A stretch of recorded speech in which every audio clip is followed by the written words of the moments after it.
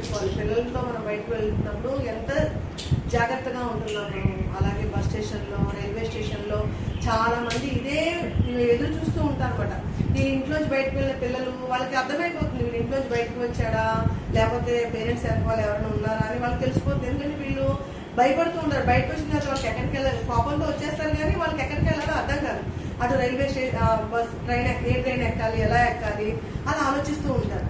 Evening అయ్యేసరికి వాళ్ళు అక్కడే ఉండిపోతారు. అప్పుడు వీళ్ళు ఉదయం నుంచి అబ్జర్వ్ చేస్తూ చేస్తూ చేస్తూ దగ్గరకు చేరుకుని ఏదో ఒక దొంగ మాటలు చెప్పి వాళ్ళని తీసుకెళ్ళిపోయి వాళ్ళు అనుకున్న వాళ్ళకి అమ్మేస్తారు. అందుకని పిల్లలు మీరు చాలా జాగ్రత్తగా ఉండాలి. ఎంత కోపం వచ్చినా ఏమొచ్చినా ఎలాంటి సమస్య వచ్చినా మీరు మీ టీచర్స్తోనో మీ పేరెంట్స్తోనో లేకపోతే మీ ఫ్రెండ్స్తోనో షేర్ చేసుకోవాలి తప్ప ఇల్లు విడిచిపెట్టి బయటకు వెళ్ళాలన్న ఆలోచన ఎప్పుడూ రానియకూడదు. ఎందుకంటే మన ఇల్లు మనకి స్వర్గం లాంటిది. మన ఇంట్లోనే మనల్ని అందరూ బాగా చూసుకుంటారు. మరి బయటకు వెళ్ళారో